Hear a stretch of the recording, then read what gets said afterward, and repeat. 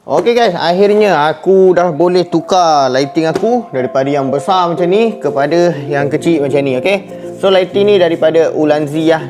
Okay, so ini antara quick boxing lah. Aku belanja kat korang quick boxing. Aku nak buka lampu ni. Okay, macam biasa dalam dia ada manual. Manual dia pun banyak bahasa ada. Dan inilah produk dia. Okay, so macam ni dia portable tau. Kemudian dekat sini dia tulis 40 watt Pro. Dia ada Pro tu yang agak special sikit lah. Dan maksimum dia boleh pergi 50 watt. Maknanya kalau macam yang aku tengok ada orang cakap dia boleh pergi sampai 50 watt tu, maksud dia macam dia dah 100%, dia boleh naik lagi. Itu aku tak sure lah. Itu mungkin aku akan try lepas ni. Dan dekat dalam box dia korang akan dapat lampu ni macam ni. Kemudian ada dia punya ni.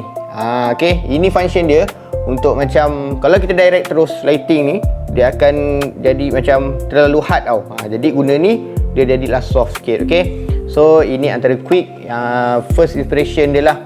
Bagi aku lampu ni agak portable.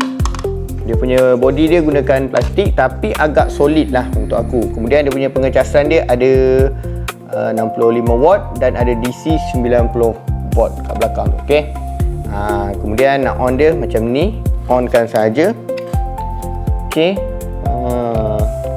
okay, ini dia terang dia boleh pergi sampai, okay, kita try 50 100. Okay, dia boleh pergi sampai 100. Tapi aku tak tahu macam mana dia orang boleh buat sampai yang tak apalah, nanti aku try. Okay, so kalau nak tengok lagi review untuk lampu ni dia ada kipas tau kat dalam. Bila korang on, korang akan dengar ada bunyi kipas dekat dalam dia. Okay, so dia berbeza lah dengan portable lighting yang lain. Okay, so kepada sesiapa yang selalu buat konten dekat luar, kalau korang cari lighting, ini antara suggestion aku lah daripada Ulanzi ni.